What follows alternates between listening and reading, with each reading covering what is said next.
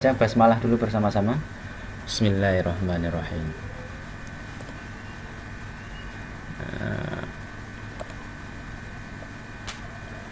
Amin. Baik, nanti Ustadz akan menampilkan papan tulis pembahasan soal-soal sambil memasukkan teman-temanmu ini. Papan tulisnya udah muncul belum? Nah, ya. Ditunggu dulu. Kalau belum berarti masalah sinyal di tempat Anda.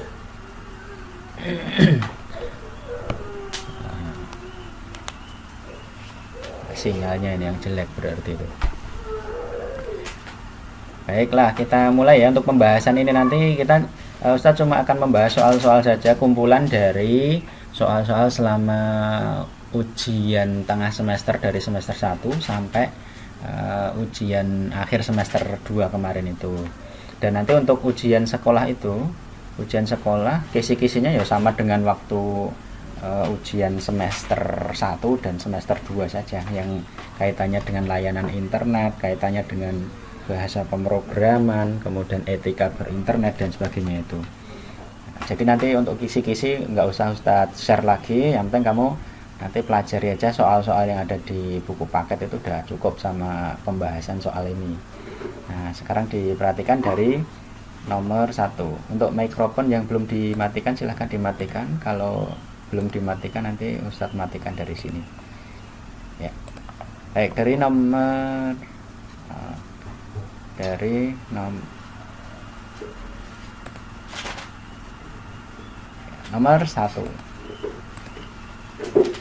Dari nomor 1, program yang dapat membantu dalam melakukan penghitungan dengan cepat, rapi, dan akurat adalah program Excel. C. Jadi program Excel itu adalah program yang khusus untuk melakukan penghitungan dengan rumus-rumus. Nanti kalau ada soal seperti itu jangan sampai lupa. Ya, jadi program yang dapat membantu dan melakukan penghitungan cepat, rapi, dan akurat adalah program Excel. Kemudian untuk yang nomor 2, jika ingin menyimpan file pada GIMP, maka yang kita klik adalah, siapa yang masih ingat GIMP itu software untuk apa? Yang masih ingat silahkan nyalakan mikrofonnya. GIMP itu untuk apa?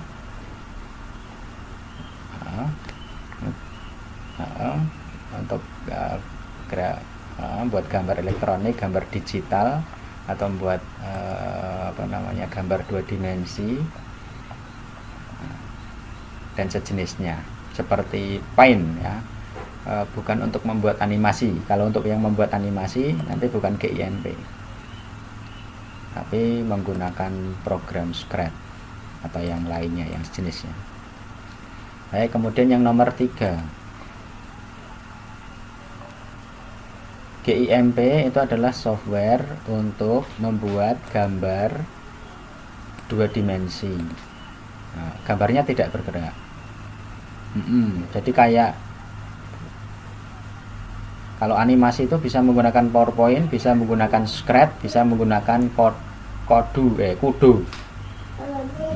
Kalau yang animasi itu kan yang bergerak ya.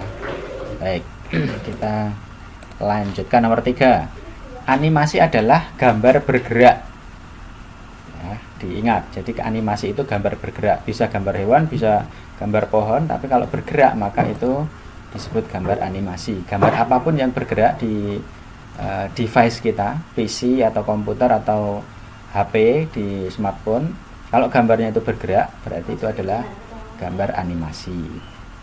Kemudian yang nomor 4, program yang digunakan untuk menggambar digital, diantaranya adalah GIMP ya. Jadi program untuk menggambar digital itu GIMP. Walaupun sebenarnya kamu menggambar menggunakan PowerPoint atau Word itu bisa, tapi fungsi yang paling utama untuk menggambar itu adalah di software GIMP ya. Walaupun sebenarnya dengan Word, dengan PowerPoint itu bisa kita gunakan untuk menggambar, tetapi dua program itu fungsinya yang utama bukan untuk itu, tapi yang paling utama untuk menggambar adalah GIMP. Jadi program yang digunakan untuk menggambar digital diantaranya adalah GIMP. Jangan sampai nanti terkecoh dengan soal seperti ini ya, carilah yang paling khusus jawabannya. Kemudian berikutnya untuk halaman berikutnya, ini nomornya nggak urut karena Ustadz ambilkan dari berbagai macam soal. Untuk menyisipkan gambar pada Microsoft PowerPoint, maka kita bisa mengklik menu Insert ya. Jadi kalau untuk menyisipkan itu dengan menu Insert. Dan nanti kalau ada soal-soal seperti ini, Ustadz nanti menggunakannya istilah yang internasional, jadi menggunakan bahasanya Inggris, walaupun nanti kalian bisa menemukan Windows itu dengan bahasa Indonesia atau dengan bahasa yang lainnya, tapi nanti yang Ustadz gunakan adalah yang bahasa bahasa Inggris, yaitu yang Insert ini. Jadi untuk menyisipkan gambar pada Microsoft PowerPoint menggunakan menu Insert ya. Kemudian berikutnya, ada yang masuk lagi, ini siapa? Untuk mengatur animasi pada program Microsoft PowerPoint, maka kita klik pada menu Animation. Nah, ini udah jelas ini, kalau animasi berarti klik Animation ya. Kalau View itu untuk memunculkan berbagai macam menu view, kalau Home itu ke menu utama, kalau Review itu sama dengan View. Nah, kemudian untuk mengcopy slide bisa menggunakan kombinasi tombol, yaitu Ctrl C, Ctrl C ya, untuk copy. Nah, C ini artinya copy. Kalau nanti ada soal yang lain misalkan Ctrl plus S, nah itu untuk apa? Ini untuk menyimpan. Kalau Ctrl O itu untuk membuka, O itu artinya open. Kalau S itu save. Kalau Ctrl N itu untuk membuka halaman baru. N itu artinya new. Kemudian berikutnya, untuk menyimpan file pada program Microsoft PowerPoint, maka kita pilih perintah save ya, save, atau bisa juga dengan kombinasi Ctrl S ya. Kalau open itu untuk membuka, kalau delete itu untuk menghapus, kalau undo itu untuk mengembalikan ke slide sebelumnya atau ke tampilan sebelumnya, atau yang kita buat sebelumnya. Nah, misalkan kita ternyata kok salah gitu kan, membuat satu slide salah, nah itu kita bisa mengulangi apa yang tadi kita buat sebelumnya itu dengan tombol undo gitu ya, ke belakang kalau undo itu. Kalau sebaliknya itu tombol redo ya. Kemudian soal berikutnya, untuk menghapus gambar yang tidak diinginkan. Nah, ini kayaknya ada akhwat masuk ini. Kalau ada akhwat yang sudah masuk ke link ini, silahkan keluar terlebih dahulu, karena yang akhwat masih nanti. Ini yang TIK khusus untuk yang Ikhwan dulu. Yang akhwat ini bahasa Arab dulu bersama Ustadz Mahfud, di linknya Ustadz Mahfud. Kalau ada yang akhwat silahkan keluar terlebih dahulu. Untuk menghapus gambar yang tidak diinginkan, dapat menggunakan ikon. Kalau untuk menghapus, maka kita gunakan ikon eraser ya, ikon menghapus. Gambarnya penghapus. Kemudian kalau untuk menyimpan save, kalau untuk membuka file untuk membuka menu utama itu dengan file, kemudian open itu untuk membuka file yang sudah pernah dibuat. Baik, berikutnya. Kemudian berikut yang termasuk contoh cyberbullying adalah, cyberbullying itu artinya adalah kekerasan di dunia maya. Berbagai materi yang bermanfaat, berkomentar tidak sopan, mengunggah foto yang bermanfaat, menolong orang lain. Yang termasuk cyberbullying adalah berkomentar tidak sopan di media sosial. Kemudian yang berikutnya, media yang dapat digunakan untuk melakukan cyberbullying adalah, media apa yang bisa digunakan untuk melakukan cyberbullying? Ya, email dan media sosial. Jadi dengan media sosial dan email itu kita bisa melakukan cyberbullying, tapi jangan kita lakukan ya, itu membahayakan, tidak baik. Kalau di sini masih ada akhwat yang bergabung, silahkan boleh live dulu kemudian bergabung ke bahasa Arab ya, karena sekarang bahasa Arab juga sedang berlangsung. Ya, ini kayaknya masih ada akhwat yang gabung di sini. Nah, kemudian untuk yang nomor 3, Farah menerima email berisi iklan dan penipuan dari orang tak dikenal. Maka Farah mengalami, ini kok mengalami, kurang gede ini. Farah mengalami apa namanya? Ada yang masih ingat?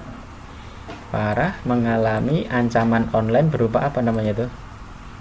Ada yang masih ingat? Ya, phishing. Nah, phishing. Nah, jadi kalau penipuan atau iklan-iklan yang menipu itu namanya phishing. Kalau hoax itu adalah berita bohong atau yang tidak benar. Kemudian spam itu apa namanya, sampah, berarti tidak tidak bermanfaat, atau berita atau file tidak bermanfaat yang memenuhi penyimpanan kita atau storage kita. Nah, kalau worm itu adalah sejenis virus di komputer. Kemudian yang berikutnya, langkah pencegahan yang dapat dilakukan untuk menghindari serangan virus komputer adalah dengan apa? Yaitu dengan memasang pasang antivirus. Membuka email spam, hati-hati ya, karena kadang ada orang yang mengirim virus itu dengan melalui email dan masuk ke spam. Dan untungnya teknologi email sekarang itu bisa memilah kalau misalkan email yang dikirim itu mengandung bahaya, itu biasanya masuk ke folder spam. Sehingga kalau kita membuka file kiriman melalui email kemudian masuk ke folder spam, kita harus hati-hati, pastikan bahwa itu bukan virus, dipindai dulu dengan antivirus secara online ya. Nah, kemudian tindakan yang sebaiknya kamu lakukan ketika memperoleh sebaran informasi baik berupa teks, gambar maupun tautan berita adalah, yang pertama kali harus kamu lakukan apa? Mencari tahu dulu kebenarannya. Jadi kalau kamu misalkan sekarang kan saat ini sering, mungkin kalian sering juga itu mendapatkan kiriman di grup WA atau Japri, selamat, kamu mendapatkan hadiah 175 juta dari undian Shopee, kemudian klik tautan di bawah ini, atau kuota internet gratis dari pemerintah misalkan itu, atau kuota belajar gratis dan seterusnya itu. Kemudian di situ mencantumkan link. Nah, kamu harus hati-hati ketika ada link di situ, pasti akan ketika diklik itu akan terhubung ke suatu link atau website tertentu, dan itu bisa jadi website yang diarahkan dari link itu nanti bisa merugikan kita, bisa berupa virus atau mungkin bisa jadi juga pencuri data. Jadi teknologi yang luar biasa saat ini ya, digital itu bisa mencuri data hanya dengan seperti itu. Maka hati-hati ketika mendapatkan link yang menggiurkan, biasanya undian-undian hadiah atau kuota gratis kayak gitu. Nah, maka jangan mudah untuk menyebarkan juga, kalau menyebarkan berbahaya. Nah itu kan, atau voucher game misalkan, kan menarik tuh dapat voucher game, harus hati-hati. Nah berikutnya, hoax adalah informasi yang sesungguhnya salah tetapi dibuat seolah-olah benar. Jadi informasinya itu sebenarnya salah tapi dibuat seolah-olah benar. Berita hoax yang paling terbaru kemarin itu, mungkin ada yang kamu sudah membaca berita di televisi itu, yang ada babi ngepet itu ya. Babi ngepet itu ternyata adalah memang babi beneran. Jadi babi beneran, dia belinya online, dia hanya ingin viral kemudian membuat cerita palsu atau berita palsu. Ini mungkin masih ada akhwat yang bergabung di sini. Silahkan untuk yang akhwat bisa keluar terlebih dahulu untuk bergabung di kelas bahasa Arab ya. Untuk bergabung di kelas bahasa Arab. Yang ini TIK dulu, yang Ikhwan ya, nanti gantian. Nah berikutnya, soal berikutnya, program berisi berisi kode berbahaya seperti virus, worm dan trojan adalah termasuk apa ini? ya malware. Jadi malware itu program yang berbahaya, berhati-hati ya. Apalagi yang sering menggunakan game online itu, para hacker itu biasanya menyisipkan malware itu di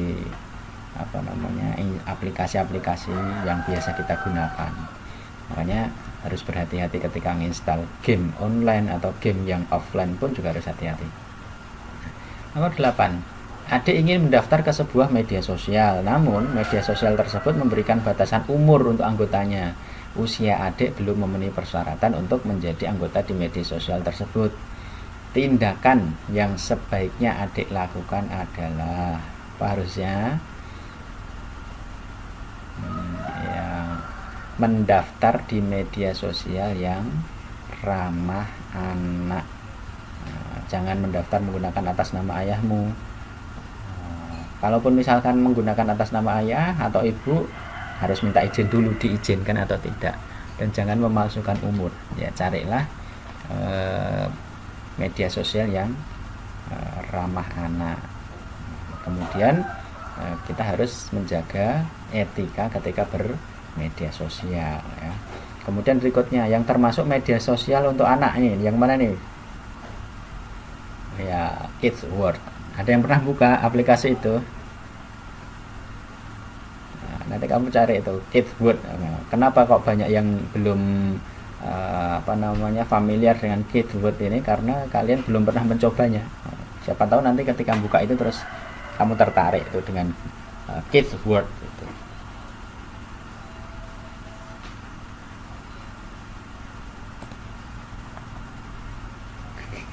Aneh karena kamu sudah biasa dengan Instagram, dengan Facebook, dengan WA gitu kan. Padahal itu kan kalau di luar negeri sana mungkin untuk yang anak-anak seusia kalian itu belum bermedia sosial, belum diizinkan. Nanti kalau udah umurnya udah masuk lah, barulah boleh buatkan akun atau buat sendiri itu akunnya. Baik. Pakainya Kidsword atau yang lainnya. Mungkin di negaranya masing-masing itu ada yang sudah mengembangkan aplikasi masing-masing, kayak negara Turki. Indonesia itu ada loh yang ramah anak juga, seperti Facebook. Namanya itu aplikasi Saling Sapa atau apa itu namanya. Yang buat orang Indonesia. Itu bagus, yang buat orang Indonesia sih. Nanti bisa kamu cari itu, namanya aplikasi Saling Sapa. Atau nanti kamu browsing di internet aplikasi ramah anak Indonesia gitu. Nanti ada banyak sebenarnya yang sudah mengembangkan itu. Kayak negara Turki itu mengembangkan BIP gitu ya, BIP itu untuk aplikasi pengganti WhatsApp. Berikutnya, dampak positif dari penggunaan internet. Dampak positifnya apa? Mendapat atau mengasah kreativitas dan mengembangkan keterampilan. Jadi kalau kita menggunakan internet itu harus lebih kreatif dan keterampilan kita harus berkembang. Jadi jangan hanya itu-itu aja. Kalau dapat informasi baru, aplikasi baru misalkan, nah itu yang bisa mengembangkan, mengasah kreativitas kita. Ya dicoba aja, kan nggak ada salahnya nyoba-nyoba aplikasi baru gitu.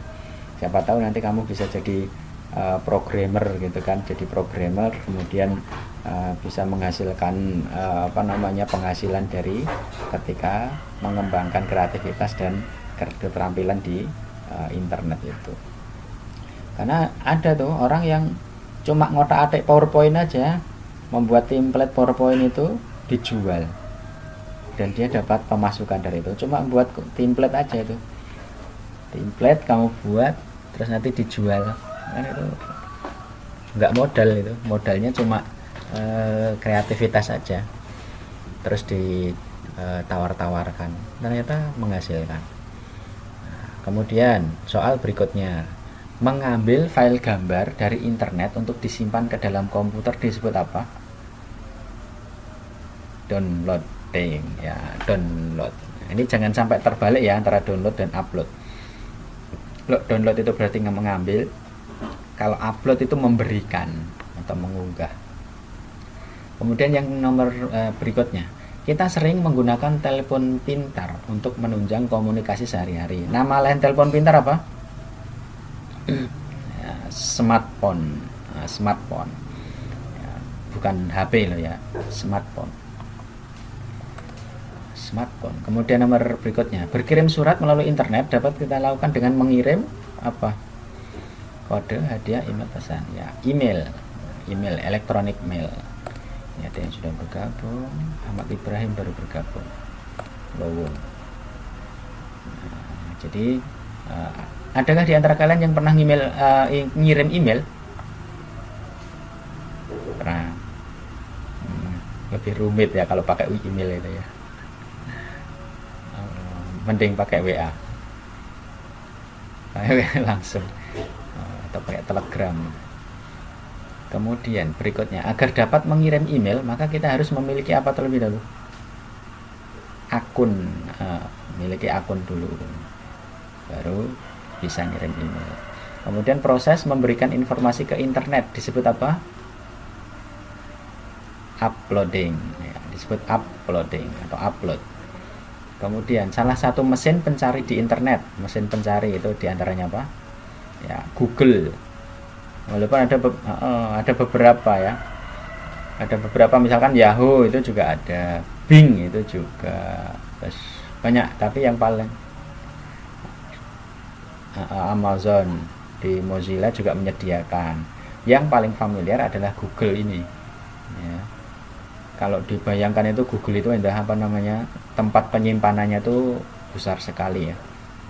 Makanya Google itu memiliki tempat penyimpanan data itu sampai membuat tempat penyimpanan datanya itu dibuat di bawah laut. Harddisknya itu disimpan di bawah laut untuk menyimpan data orang sedunia. Kemudian berikutnya, manfaat dari belajar bahasa pemrograman adalah dapat membuat aplikasi atau program. Ya, C. Dapat membuat aplikasi atau program. Sambil mengingat itu, kalau bahasa pemrograman dulu itu ada berapa? Dan masih ingat? Ada dua. Apa dan apa? Ya, visual dan tekstual. Nah, iya. Kalau bilangan biner itu nanti adalah komponen dari bahasa pemrograman itu. Jadi kalau bahasa pemrograman itu ada dua, tekstual dan visual. Kalau tekstual itu berupa teks, kalau visual berupa gambar. Kemudian bilangan yang menjadi dasar dari semua sistem bilangan digital adalah apa? Ya, bilangan biner. Nah, bilangan biner itu cuma terdiri dari dua angka, 1 dan 0. 0101. Nah, itu uniknya digital itu gitu. Kenapa begitu nanti Hasan Hussein bisa tanya pada masnya, ke Mas Ayas tuh yang ahli informatika. Nah, baik, berikutnya, komputer berfungsi untuk melakukan tugas yang diberikan oleh siapa? Oleh pengguna. Nah, pengguna atau istilah lainnya adalah user. User atau pengguna. Baik, berikutnya, bahasa pemrograman tekstual adalah bahasa pemrograman berupa apa? Ya, tekstual berarti berupa teks itu tulisan. Kalau yang berupa gambar tadi disebutnya apa? Ya, visual. Ya, betul, visual. Yang merupakan bahasa pemrograman tekstual yaitu apa ini? Ya, JavaScript. Jadi kalau kamu nanti belajar JavaScript untuk membuat sebuah program itu harus diketik satu persatu itu perintahnya. Nah, dan nggak boleh kelewat satu huruf pun. Kemudian kriptografi atau ilmu yang mempelajari pembuatan kode rahasia dapat diterapkan pada teknologi digital. Contohnya yaitu di mana? Iya, betul, mengunci smartphone dengan kode-kode ya, kodenya angka biasanya. Kalau sekarang teknologi yang terbaru itu dengan menggunakan finger ya, dengan fingerprint. Jadi nanti dengan sidik jari bisa digunakan untuk membuat kode rahasia. Berikutnya, Bahasa pemrograman visual adalah bahasa pemrograman berupa apa tadi? Ya, gambar, betul. Kemudian kita dapat membuat program menggunakan bahasa pemrograman dengan aplikasi apa? Ya, betul, Scratch. Nah, Scratch. Yang berikutnya, sebelum menginstal program Scratch, yang perlu kita lakukan adalah titik-titik aplikasi. Ya, betul. Mengunduh. Ini ada yang masih bergabung, ini siapa nih? Ahmad kayaknya nih. Bentar ya. Ini khusus yang Ikhwan ya, yang Ikhwan belum selesai. Ahmad nanti masuknya ya setelah ini selesai. Baik, kemudian yang berikutnya. Ini terakhir ini. Tempat untuk melihat animasi yang telah kita buat pada Scratch disebut apa? Nah, untuk untuk melihat animasi. Kalau untuk melihat animasi berarti namanya adalah stick. Nah, stick atau panggung ya, stick. Kalau script area itu adalah untuk meletakkan script kita, balok-balok itu. Kalau script block itu adalah balok-baloknya itu. Kalau spread itu gambarnya. Berikutnya, menulis program dalam bahasa pemrograman biasa disebut apa? Ya, programming. Berikutnya yang terakhir nih, proses menyalin file dari internet ke komputer disebut apa? File dari internet, download. Nanti harus jeli ya dalam membaca soal dan memahaminya. Jangan sampai gara-gara sebenarnya soalnya sama, jawabannya sama, cuma beda konteks saja, jangan sampai salah. Besok untuk ROM 1 ada 40 nomor, ROM 2 ada 5. Cuma sampai ROM 2 aja. 40 dan 5. Gur gampang, paling soalnya ya kayak gitu aja. Ya. Baik, itu ya untuk materi kita. Soalnya ada 40 dan 5.